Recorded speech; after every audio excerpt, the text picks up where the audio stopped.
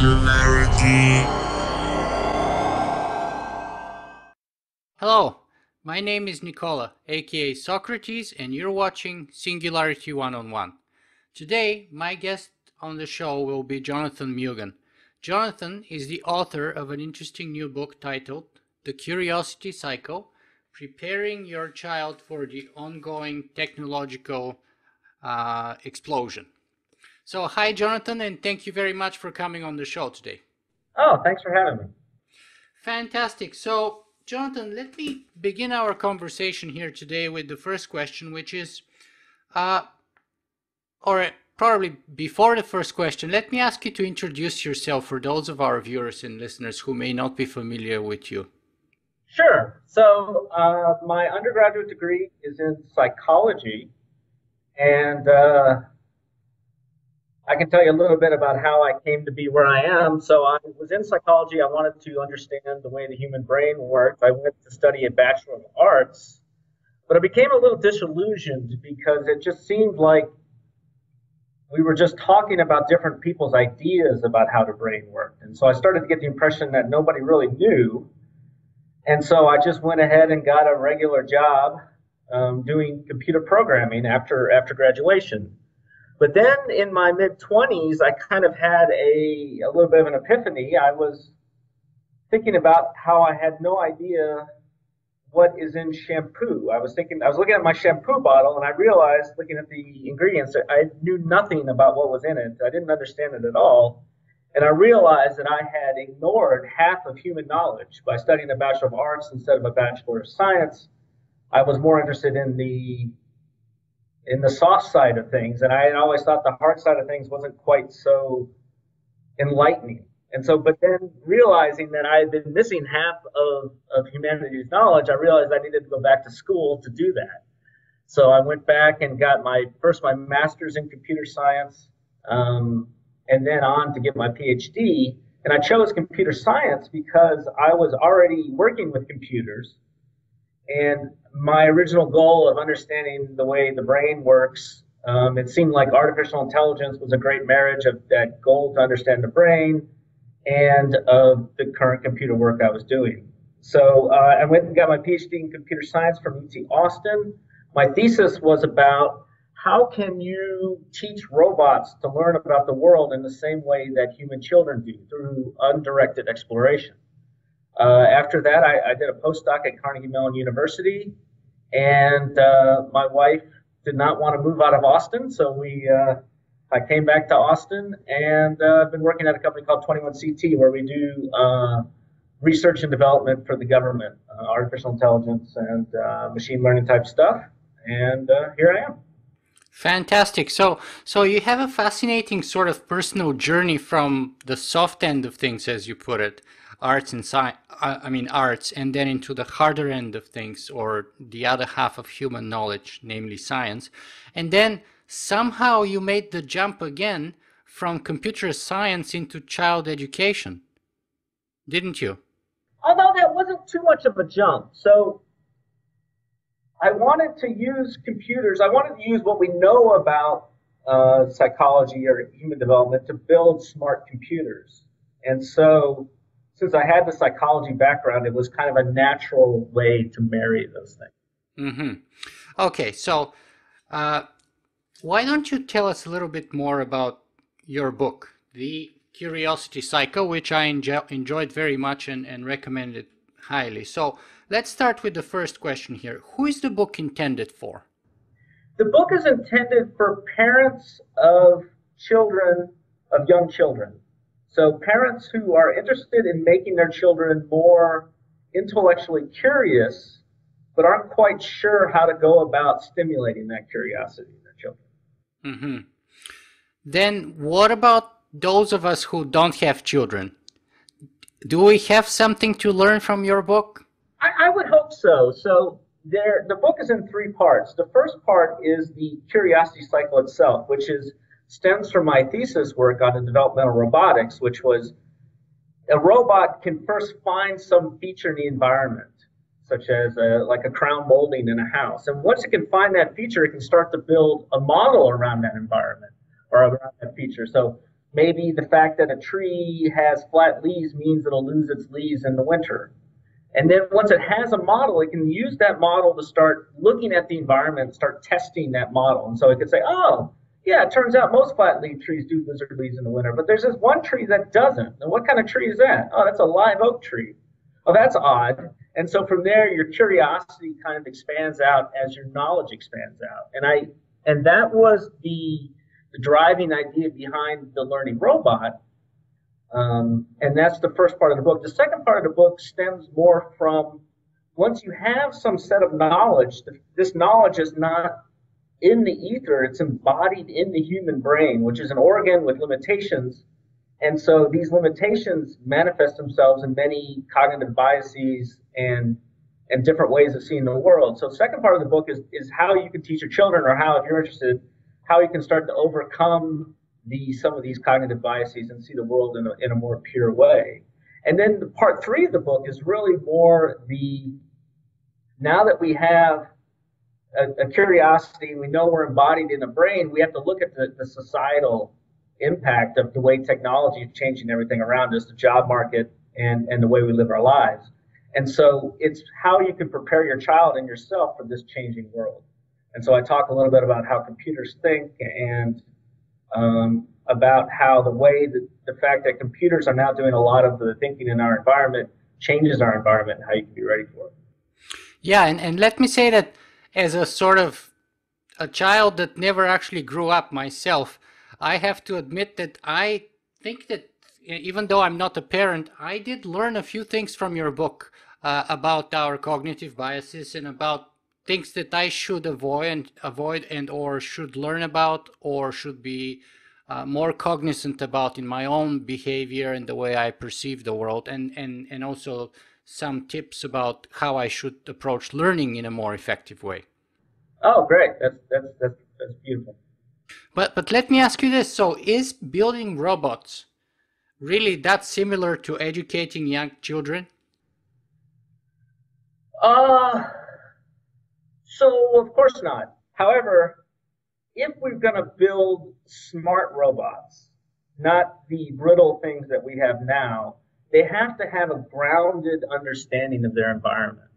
And so the way you get a grounded understanding is by actively going out in the world and playing with things. Because if you're told that things fall, that's different from losing a grip on something and seeing it fall to the floor and break. There's way too many things in the world to simply tell them all to a robot. So a robot has to go out and learn. Now that learning algorithm may not be exactly the same as the human algorithm. You can take inspiration, but the active exploration and the embodiment are things they have in common. Mm-hmm. Mm-hmm. So let's focus a little bit more and get a little deeper into your book, and let's begin with your title here. So why use the word curiosity in your title? Why not, for example, something like intelligence? Yeah, so I wanted to avoid. We have this in our country and maybe in the world, this idea that we want our kids to be smarter and more successful, and Because everybody's chasing, points on the SAT or the test for intelligence, and the higher your score, the better off you are, and you don't kind of approach it from that way. that's right. What I'm looking for is there's two things. One is curiosity brings a fulfillment in life that you can't find by chasing test scores. And so I wanted to reach a little higher to the goal. And second, I want to instill an intelligence in my children that I want to teach other people to instill intelligence in their children that is broader than test scores. We've all known a lot of people who are able to compute things and come up with an answer just like that, but often these answers are beside the point. And what I'm trying to get at is a more subtle intelligence, something that goes beneath the surface of always answering the question given. Mm-hmm. And then the other key word in the title, of course, is cycle. Why is it a cycle? Yeah, so it's a cycle because once you learn a new feature of the environment, like that trees lose their leaves in the fall, or that crown moldings exist in buildings, that allows you to go to the next step, which is to use that feature to build a model. And so leaves falling, okay, leaves fall from trees that are flat leaved, okay. Or buildings that have crown moldings are likely to be old or fancy. And so you have a model, and then that's the next step. And then after you have that model, you can start to test it. And so testing that the model that trees lose their leaves in the fall shows you exceptions.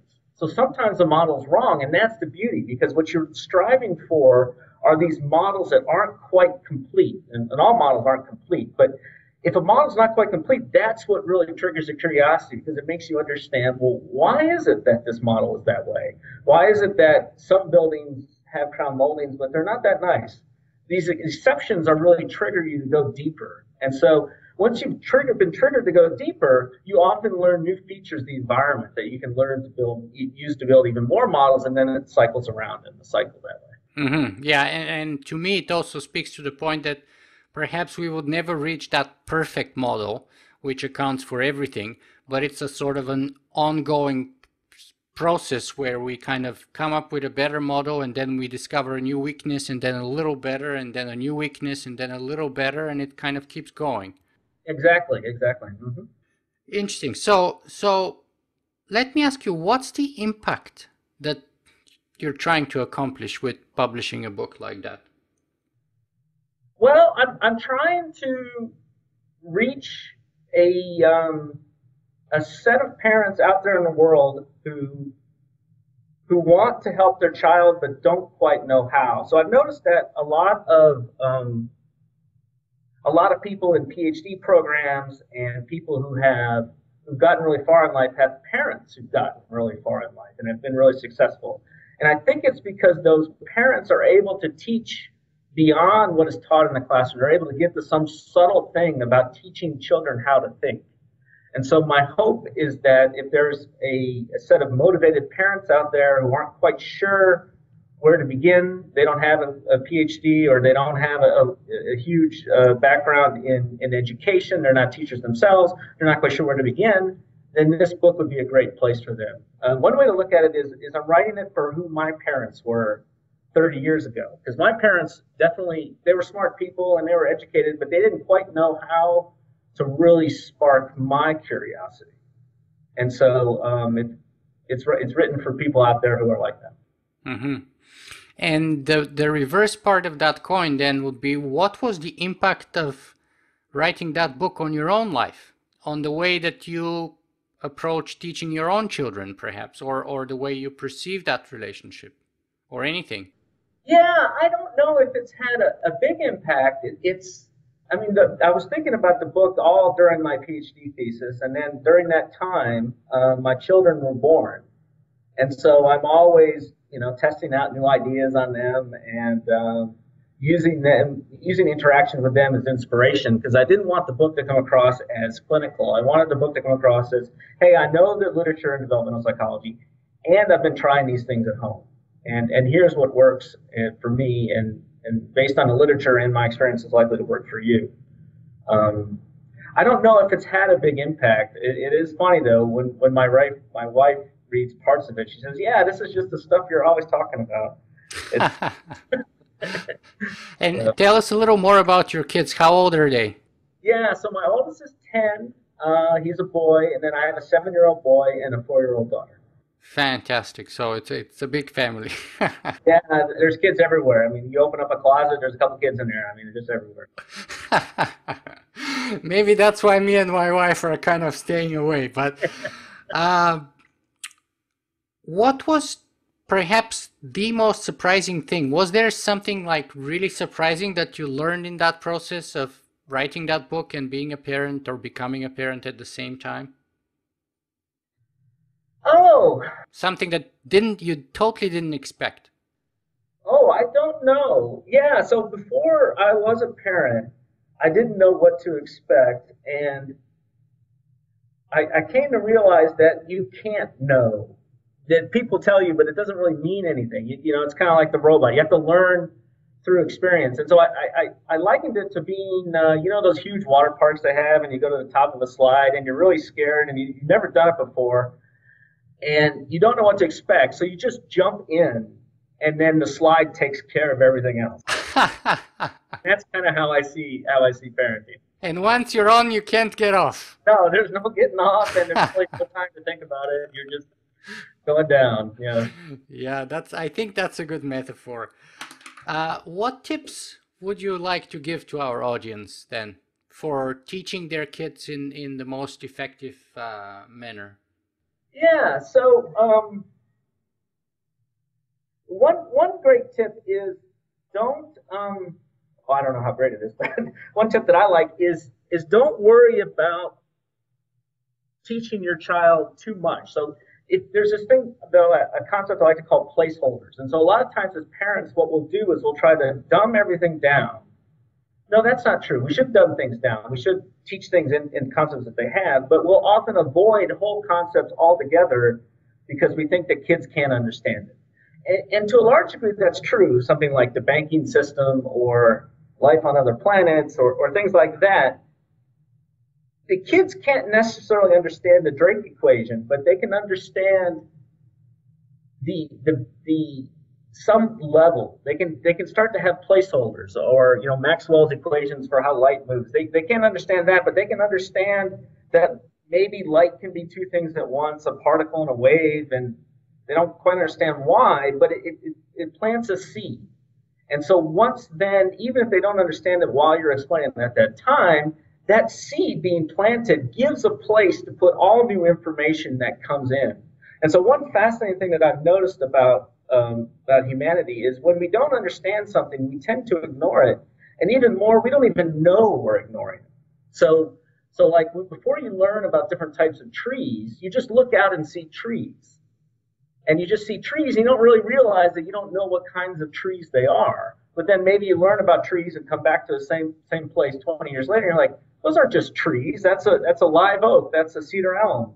The landscape looks completely different. And so the big thing about raising intellectually curious children is giving them little pieces that they can then latch on new information to as it comes in. And that's done by constantly pointing out things in the environment and also constantly, instead of teaching them the way things work, try to teach it from a problem perspective. So instead of teaching why we have banks, teach them the problem of, well, imagine that somebody wants to do something like plant crops, but they don't have the money to buy the seed. Well, what should they do?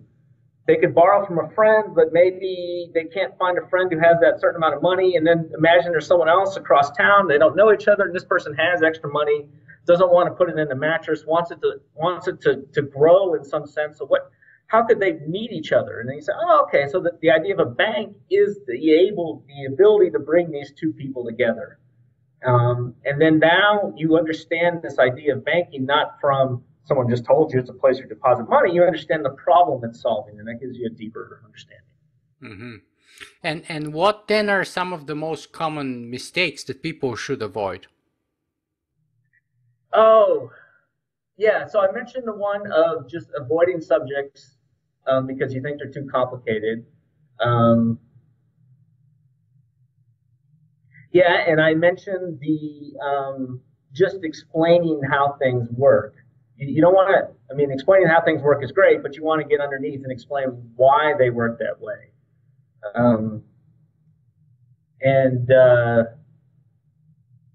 And I imagine most of your viewers know the more common ones. It's amazing how the literature just keeps coming out. The more you talk to kids, the smarter they get. They really need that interaction. And positive instead of negative, the idea of attachment parenting, that you have a relationship with the child that's not authoritarian. You're not the 1950s dad who says this is exactly how things are going to be and we're not going to have any discussion about it, because it turns out that this discussion, this back and forth with your kids, this constant negotiation that really drives you mad, is really great for the kids because it teaches them how to navigate the adult world and not just take what's given to them. Mm-hmm.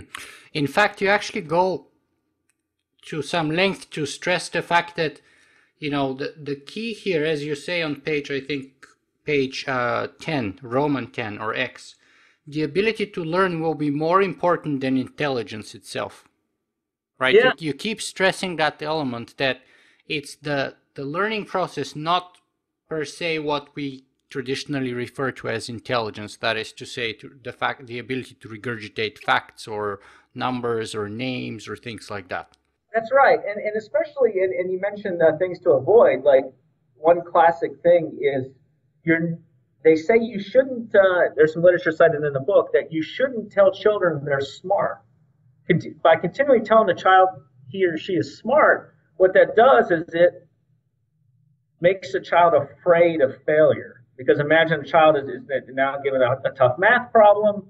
The child sees other people solving it, and this child can say, well, I can struggle with this problem and maybe not solve it, and then that would disprove the idea that I'm smart, at least in my mind. And so I'm a smart person. The easiest thing for me to do is just not try or imply that it's not important or it doesn't matter. So what you want to instill in your child is practice, practice, practice. That you get good at things not by having an innate ability, but by really applying yourself and trying hard and failing and keeping going. And it's that perseverance that really matters, that teaches you to not give up. Yeah, I think adults can benefit from that certainly too. Yeah. Now, let me ask you this, because we still haven't really touched that much on technology. Where does technology fit within that whole picture here? Yeah, so we talked about, you mentioned how I emphasized learning over innate intelligence or learning over even just knowing things. And technology is doing a few things. So one thing it's doing is it's changing our world so fast. And so it used to be a long time ago, people went to school, then they had a job. And so they used what they learned and maybe learned a few new things along the way. But now you have to continually in the workforce reinvent yourself, reinvent what you're doing, because the things you were doing 10 years ago, chances are they're obsolete. And if you don't have that, if you don't have that mentality that you have to constantly be learning, what'll happen is you'll get out of school and you'll be successful for 5 or 10 years, and then you'll notice you're on the decline. It's because everyone's moved on to the next thing, and this rapid change is coming from technology. In addition, we also have. It used to be important to know facts and know how they fit together, and it's now more important to know broad, comprehensive understandings of models because the facts can all be looked up on Google. But it doesn't mean that you don't need education. You still need to know what questions to ask. And if you don't know anything about an area, you don't know what questions to ask. But the emphasis is on understanding the deep underlying principles so you can ask the right questions and continue to evolve. Yeah, not long ago I wrote an article saying something like the future belongs to those who ask the right questions or something like that. Definitely. I have to look for it, but it's been a while. But how would, let's say, for example, robotics and artificial intelligence change uh, the importance of learning and sort of the world in which your children would grow up, and we would hopefully be still trying there to survive and prosper? How would that change everything? And what's the lesson that both our kids and us can take along with us in a world where machines will be smarter than us, probably? Yeah. Okay. There's a lot there. You might have to prod me, but yeah. So one thing is that the relatively rote jobs where you take your paper, you check your things, and you move it on. That kind of paper shuffling, those jobs can all be done by computer. The computers, as they get smarter, can do more and more of that. And so we are still smarter than computers in terms of creativity, social interaction, broad picture thinking. And so in order to stay ahead of the computers, it's necessary to have those abilities. And one fascinating thing that's happening is fascinating, and actually my biggest fear about technology is that it's changing the labor market. So it's now, as an owner of a company, it's much easier to use technology instead of human workers. And so what that does is it puts downward pressure on wages.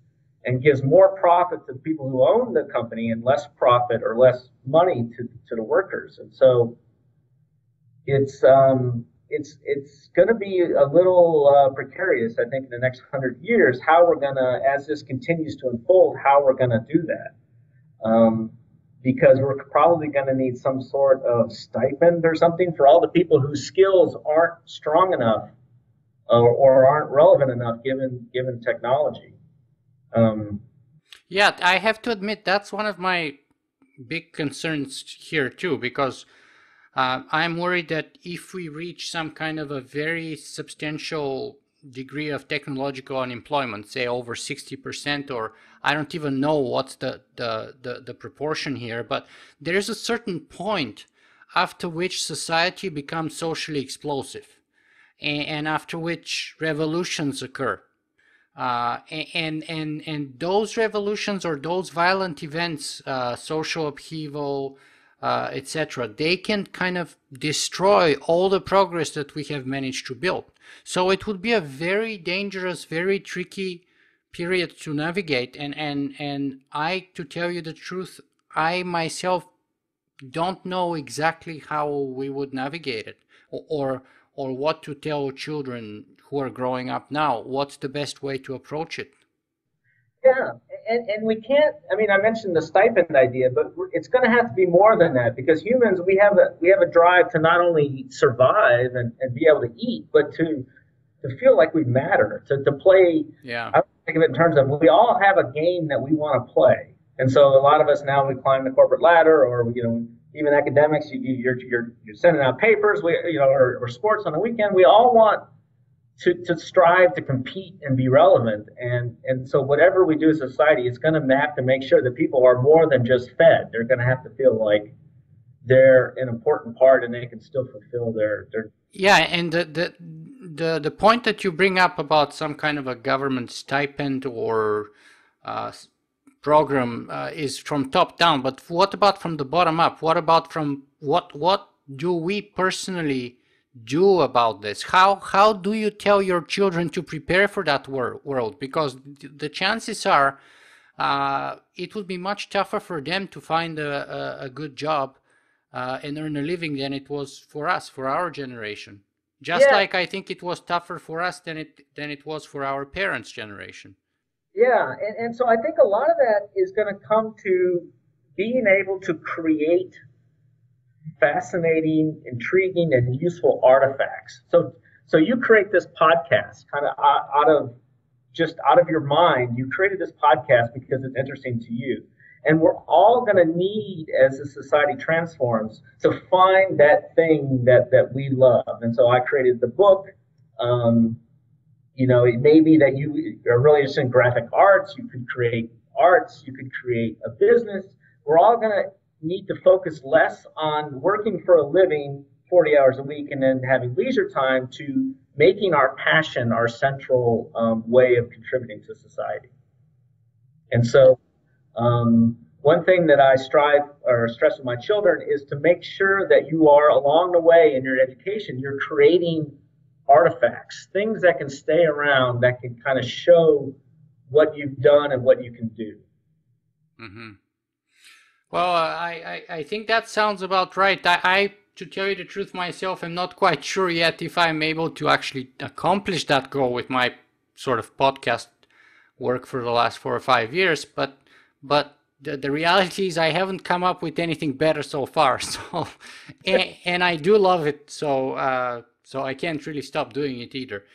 Yeah. Jonathan, let me ask you, where can people find more about you and your work if they're interested to find more? Yeah, so I have an unusual name, Jonathan Mugan, Mugan, which is lucky in the Google world because you can just type my name in the Google and just about everything is about me, just because there aren't any other Jonathan Mugans that I know of. There's a John Mugan. Or you can go to jonathanmugan.com. And that's where I have my publications and links to the book. Fantastic. So we've been talking here for about half an hour or so today. And I'd like to ask you, what would you like to be the final message that our audience takes away from our conversation with you today? What's the most important thing? Yeah, I don't know if it's the central thing, but it's an interesting thing. It's that don't be afraid to put intellectual ideas on your shelf. Meaning on not on the shelf in the sense of putting them away, but on the shelf in terms of the things you keep around. Because by having some small sliver of an idea or a concept that you hear somewhere, it can then start to collect friends. It finds relationships. And instead of these things just flying over your head, for years I never saw crown moldings at all, even though they were on my retina all the time, until my wife pointed it out to me. And then suddenly I see them everywhere. And so then I am able to associate other things with them. Or there were whole areas of the human knowledge that I ignored for half my life. You know, all the science and technology. And so all these times people were talking about that, I would just kind of tune out. And so I should have instead said, okay, well, maybe I'm not fascinated by that right now, but I should pay attention and accumulate the concepts I can so that all of that stimulus that comes in to my brain is not wasted and doesn't flow out the other end. Mm-hmm. But do you not think there was also a lot of benefit from you starting in the arts and sort of having this kind of the complete circle, if you will, right? Yeah. It's we often because I have lots of friends who are engineers, for example, who are never ever interested in philosophy or the arts or anything outside of engineering per se. Yeah, and so in that sense, it's a little lucky because if I'm in the sciences now, I came from an unusual place. And so that gives me, it's almost like a left-handed soccer player or left-footed soccer player. It's a little unusual, and so it can give you a little edge now and then. But yeah, we want to find our niche. We want to stay there because we're comfortable. But if you pay attention, little things will start to be helpful when you don't always think they will. Jonathan Mugan, thank you very much for being with us today. Oh, thanks for having me. I've really enjoyed talking to you.